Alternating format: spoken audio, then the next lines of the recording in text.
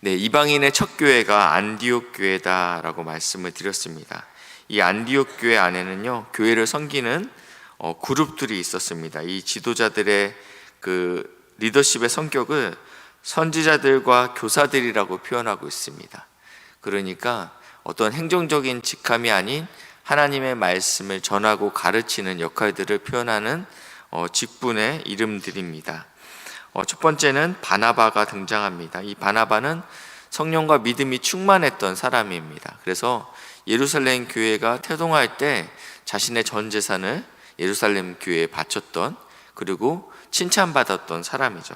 예루살렘 교회에서 이방인이 복음을 믿게 되자 이 바나바를 파송하게 됐던 사람입니다.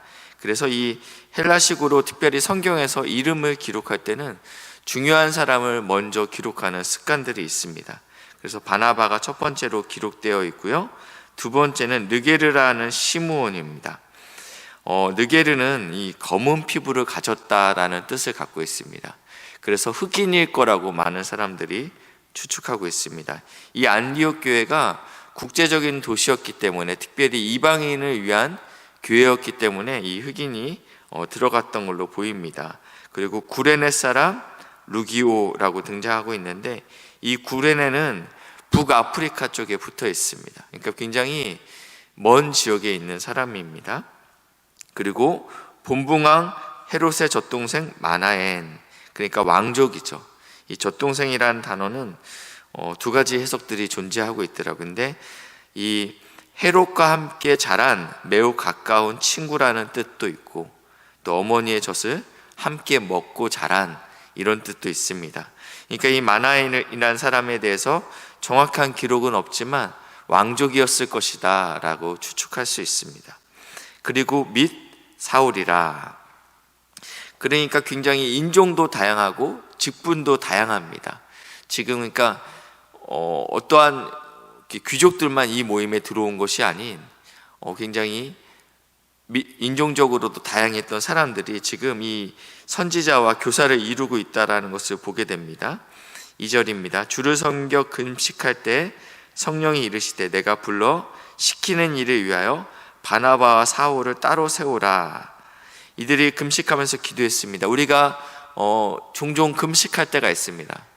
저도 이제 지금은 그렇지는 못했지만 신학교를 다닐 때, 그리고 전도사 때 1년 연말이 되면 3일 금식하면서 하나님께 내년을 놓고 기도했던 기억들이 있고, 또 군대를 가기 전에 5일 정도 금식하면서 간절히 기도했습니다. 왜 금식합니까? 하나님, 내가 바라는 것들이 있기 때문에 우리가 주로 금식합니다. 그런데 오늘 성경에서는 금식했던 이유가 있습니다. 제가 이제 마지막 결론에 다시 한번 정리해서 말씀드리겠습니다. 이에 금식하여 기도하고 이제 두 사람을 안수하여 보내게 되는데, 이것이 이제부터 1차 전도 여행이 시작됩니다. 두 사람이 성령의 보내심을 받아, 분명히 이 안디옥 교회가 파송한 것처럼 보이지만 오늘 성경에서는 분명히 말씀하는데 성령께서 이 선교의 시작을 여셨다라고 말하고 있습니다. 실루기아에 가게 되었다라고 표현했는데, 안디옥에서 실루기아는 한 25km 정도 해안가로 나오게 됩니다. 지도를 제가 좀 부탁드렸는데요, 보시면 실루기아가 잘 보이진 않습니다. 근데 이 안디옥이 수리아 안디옥입니다. 그러니까 저희가 내일 비시디아 안디옥을 가기 때문에 오늘은 수리아 안디옥, 그러니까 최초의 이방인 교회가 시작된 곳입니다. 이 수리아 안디옥에서 그 점이 첫 번째로 시작하는 곳이 보일 겁니다. 거기서 실루기아로 이렇게 항구 도시로 가게 됩니다. 거기서 배를 타고 구브로, 키프로스 섬으로 갑니다. 키프로스 섬 보이시죠? 저기 지중해에 있는, 가운데 있는 저 섬을 구브로 섬이라고 합니다. 이 섬 안에서 살람이라는 지역에 먼저 도착하게 됩니다. 이곳에 도착하게 되는데, 이때 갈 때 다시 한번 우리 성경 말씀 5절 보시겠습니다. 이제 저기까지 이렇게 갔다 보시면 5절에 보시니까 이 사도 바울이 복음을 전하는 특징들이 있습니다. 어떤 특징이 있냐면, 하나님의 말씀을 유대인의 여러 회당에서 전할세 라고 합니다. 그러니까 사도 바울이 처음부터 이방인 사역을 시작했던 것이 아니고요. 처음에는 그 유대인들에게 찾아갔다라는 것이에요. 이 구브로 섬은 바나바의 고향입니다. 바나바의 고향이기 때문에 유대인들이 같이 모여 살고 있는 지역이었다라는 것입니다. 이 지역에서 유대인의 회당에 먼저 찾아갑니다. 이 따라갈 때 요한을 수행원으로 두었더라. 이 바나바의 조카 마가라고도 불리는 요한입니다. 그 마가의 다락방, 그 사건이 있었던 그 요한을 함께 수행원으로 따라갔습니다.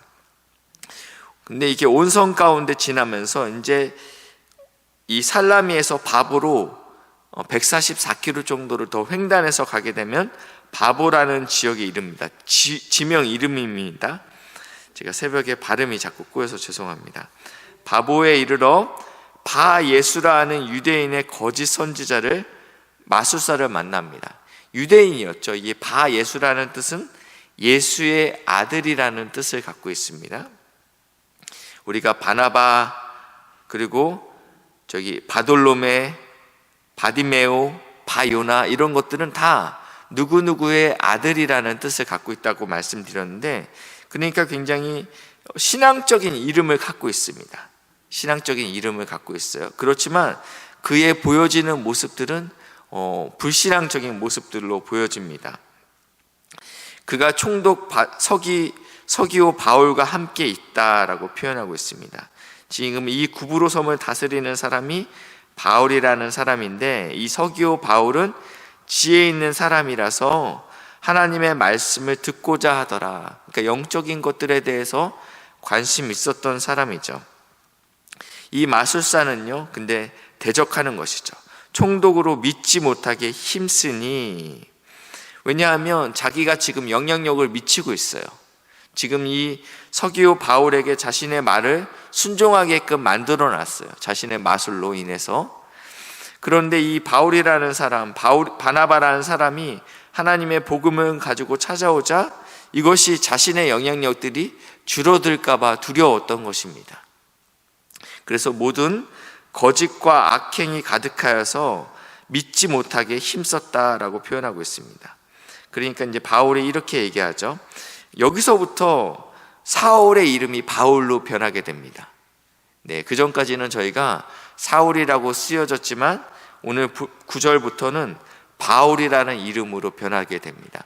이 사울이라는 이름은 히브리식 이름입니다. 근데 지금 이 사울이 헬라 지역에 복음을 전하기 때문에 헬라식 이름으로 바뀌었다라는 거예요. 저희가 이제 외국에 나가면 영어 이름을 지어야 된다라고도 왜냐하면 한국 발음이 어렵거든요. 그래서 영어 이름이 또 필요하다고 이야기하는데, 마찬가지로 이 사울에게는 원래 헬라 이름이 있었습니다. 헬라 사람이었으니까요. 그러니까 지금은 이제 그 지역에 활동하기 좋게끔 자신의 이름을 바꾼 것입니다. 그래서 이제 바울이라고 하는 사울이 성령이 충만하여 그를 주목하여 이르되, 거짓과 악행이 가득한 자요, 마귀의 자식이요, 모든 의의 원수요, 주의 바른 길을 굳게 하기를 그치지 아니하겠느냐. 굉장한 저주를 퍼붓고 있습니다. 그러니까 이 바예수는 이름적으로는 굉장히 신앙적이에요. 그렇지만 그의 지금 삶은 복음을 가리는데 쓰임받고 있다는 거예요. 가스라이팅하고 있죠. 저주를 퍼붓고 있어요. 예수를 못 믿게. 이름은 분명히 신앙을 갖고 있지만 그의 행태는 복음을 가리고 있다는 것입니다. 이런 것들을 마귀의 자식이고 의의 원수다, 주의 바른 길을 굳게 하는 것이다 라고 표현하고 있습니다. 그러면서 바울이 이렇게 저주하자 그의 눈이 맹인이 되어 보지 못하게 되었다라고 표현하고 있습니다. 이 안디옥 교회는 금식하며 기도하며 두 명의 굉장히 중요한 바나바와 바울을 파송하게 됩니다.